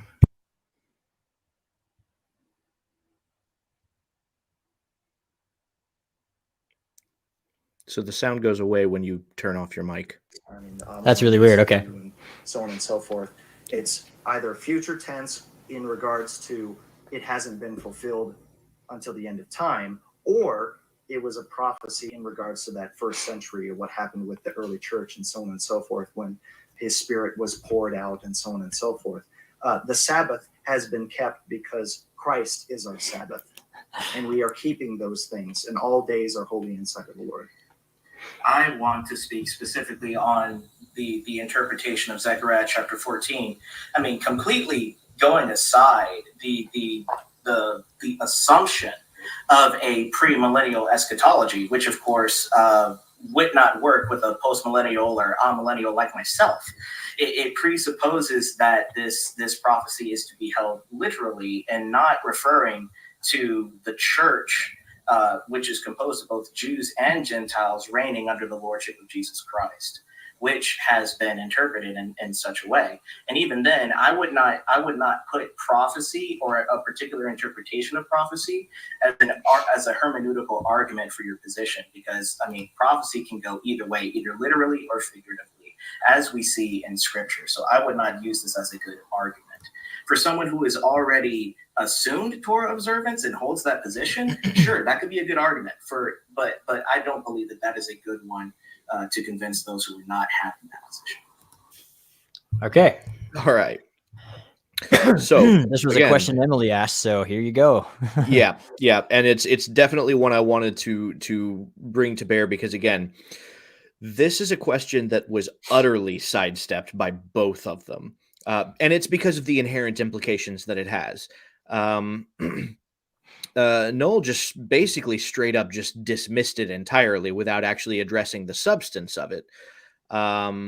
The Jesus is our Sabbath has absolutely no practical explanation or definition by which it would be relevant to replacing the actual Sabbath, which God stated was eternal.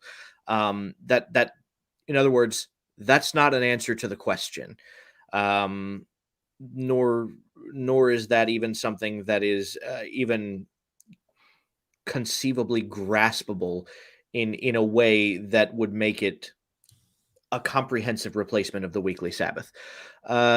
Jeremiah also sidesteps the question by suggesting that a prophecy can have a non-literal fulfillment. That's not how prophecy works. If there is a prophecy, it has a literal fulfillment. There is no non-literal prophetic fulfillment. That's not how prophecy works. The literal fulfillment, the physical fulfillment of a prophecy, is actually the single most important part of the fulfillment of a prophecy. Any symbolic fulfillment of a prophecy takes a secondary position to that.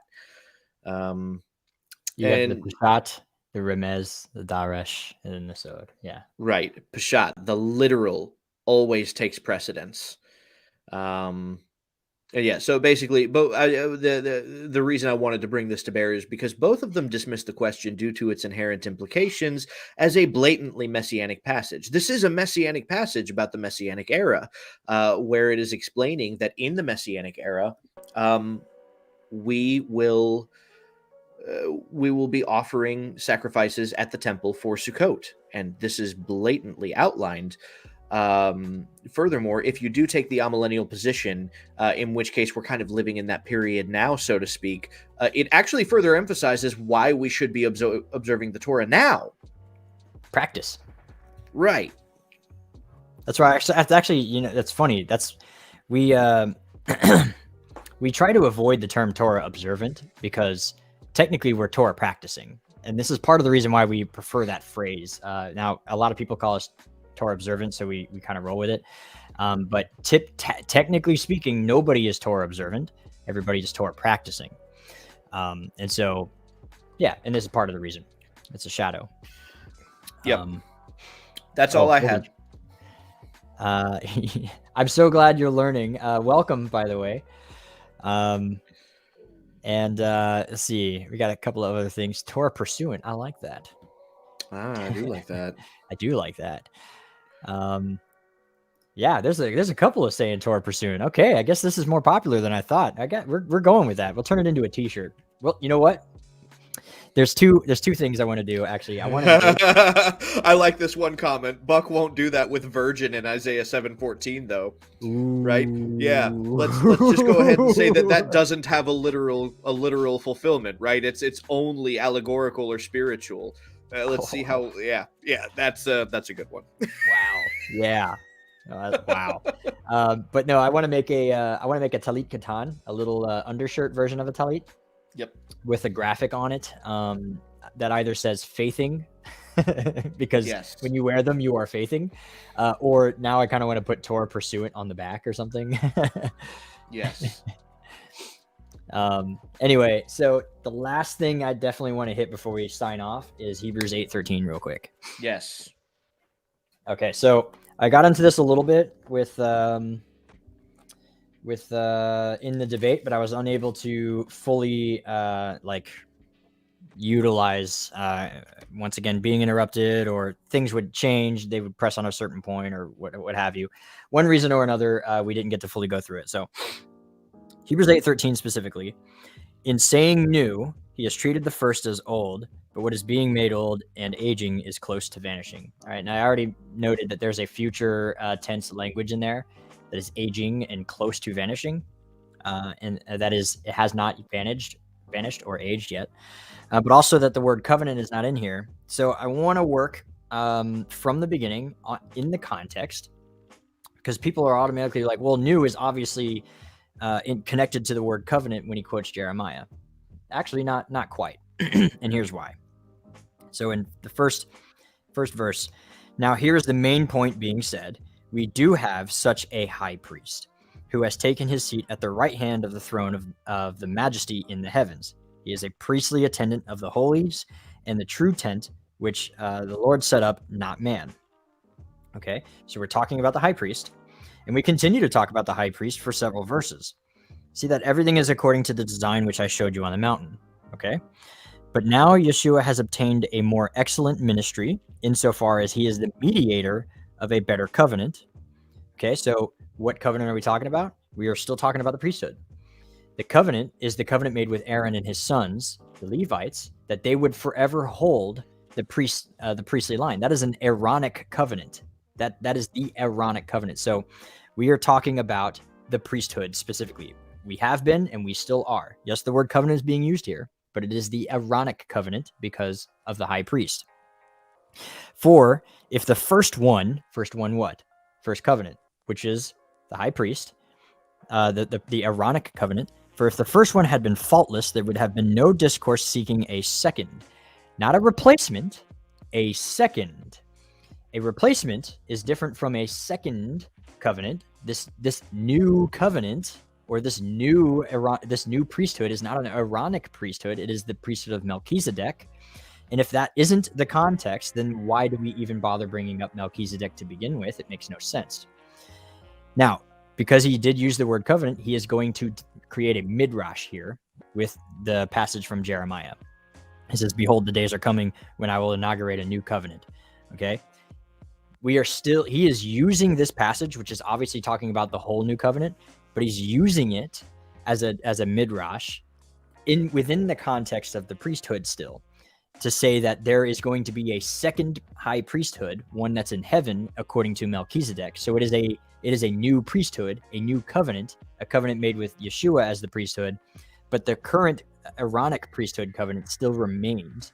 That's why he calls it a second covenant, not a replacing covenant. And the first one, and of course, he says, now in saying new, he has treated the first as old.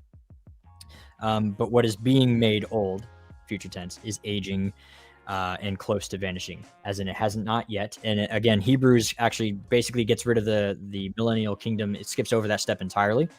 So the first one goes away. The first covenant, which covenant? The Aaronic covenant, the priesthood covenant, goes away at the advent of the new heaven and the new earth. In which case, Yeshua's covenant as the high priest that was made with him to be the high priest in heaven is a superior priesthood, a superior covenant over the Aaronic covenant. The old covenant being spoken of here is not the Torah. It is specifically the covenant made with Aaron. And I can't stress that enough. And that's the way that the scripture dictates it's being read in its context. But I really didn't have the time to hit that as hard as I wanted to, like I did just then. Do you have anything to add to that before we move on? No, not really. The only thing is that it is important to note that the word covenant really doesn't show up in this entire chapter outside of verse 6.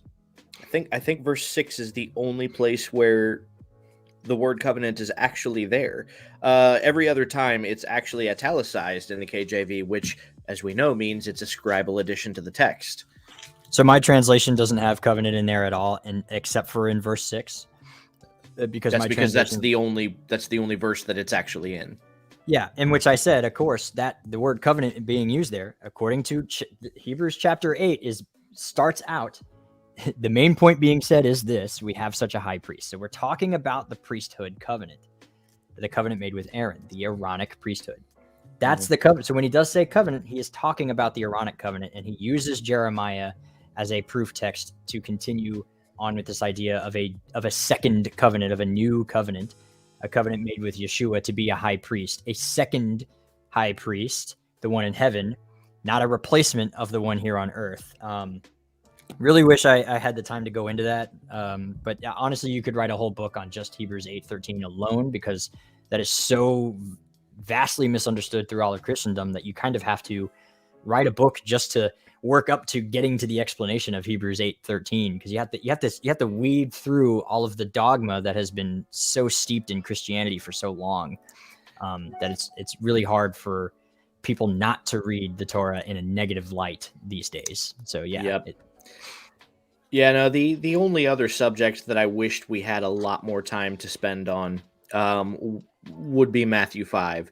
And it was just interesting that actually, after being given legitimate context on the verse, Jeremiah essentially just went, no, I'm right, by saying, well, I think we should go with the context that Matthew lays out, and then presupposing his own context and his own opinion on context into what Matthew said, which, again, the word pleru in the context in which it's used is actually exactly what I gave by citing even the Septuagint's use of it. But furthermore, and I think the most importantly, is that that's actually irrelevant, again, because to suppose that Yeshua taught in Greek actually kind of invalidates him to the entirety of Jewish culture. He would have most certainly taught in Hebrew, or at the very least Aramaic.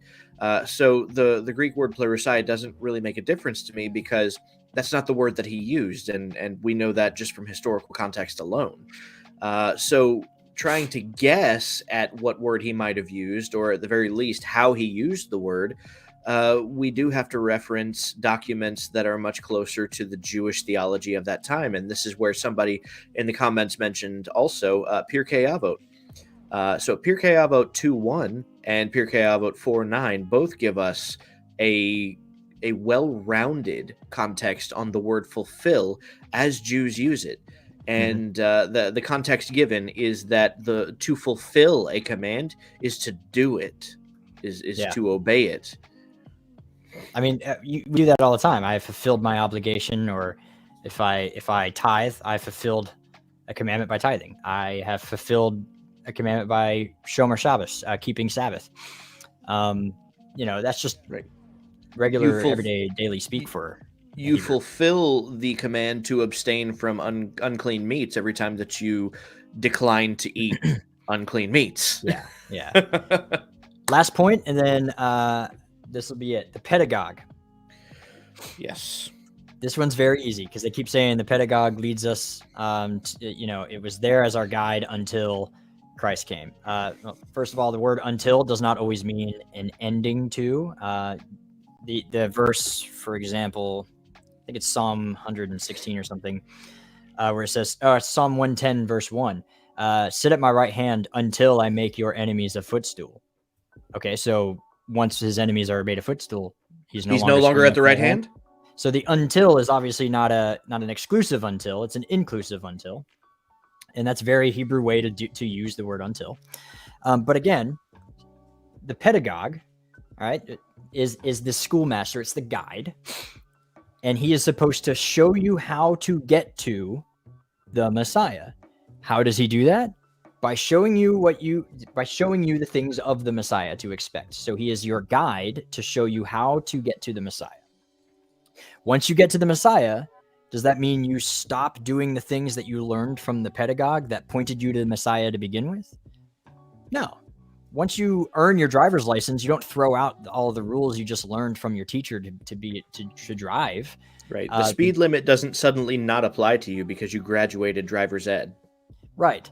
So if we continue with this analogy, the pedagogue is your teacher until you get your license. The pedagogue shows you how to get your license. Once you get your license, you are still doing the things the pedagogue taught you in order to keep your license, one. But yeah, like it's not an until exclusive; it's an inclusive until you get your license.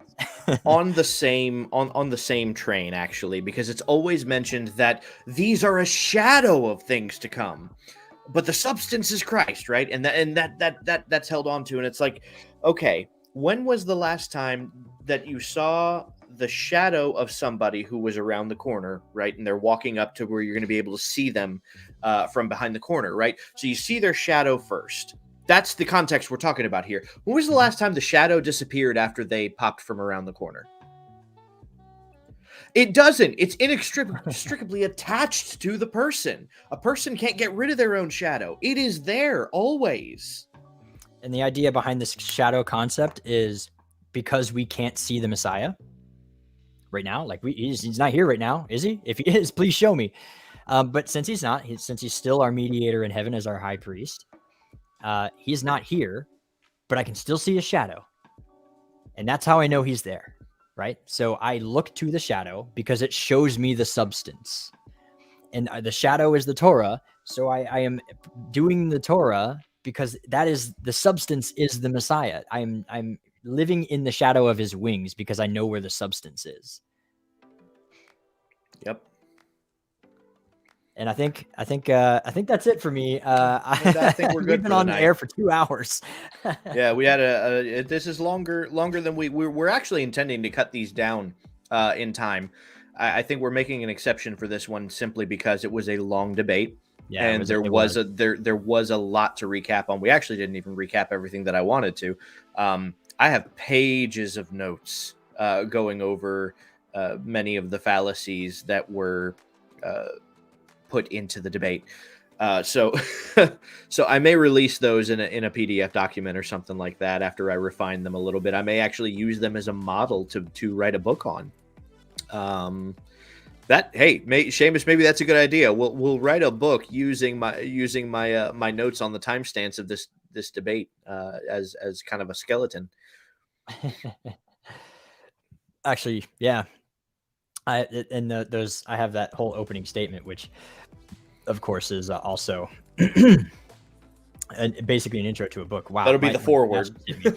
Yeah. But anyway, so we'll go ahead and we'll start wrapping things up here. Special shout out to our top tier Patreon supporters. Yes. Yeah, we're throwing bowls. Thank you for the positive reviews. We love you guys and gals. Thanks for watching the debate, by the way. You guys were in the chat. We really appreciate you guys' support and absolutely you make the dream work. Hopefully a future debate with a different crowd on the same topic would actually probably yield a better more structure. But hey, anyway, I'm actually, man, I have like a drop left. So we're going to get going. We're going to like take a break and then jump into the after party. At least I am for a little bit. I don't know if Brad has the time, but we'll jump in for a little bit and take some questions. We have added a set of books to the bookshelf starter kit. It is the Shadows of Messiah Torah Club complete set. This is a $300 value. We're giving it away. It's part of the bookshelf starter kit. So as always, if you want to be part of the drawing, membership starts at $1. If you are a Patreon at the $1 level, you get an entry into the drawing, which means you could possibly win over, at this point, $800 worth of books easily. And so as a thank you for all your guys' support, and because many of you guys have questions, some of you can't afford books, we get it. So we want to give this stuff away and make this information as available to you guys as possible. Once again, thank you. You guys rock. I got nothing else. You got anything else? I have nothing else. Thank you for coming to the show. And again, thank you guys so much for your support in the comments. L'chaim. L'chaim.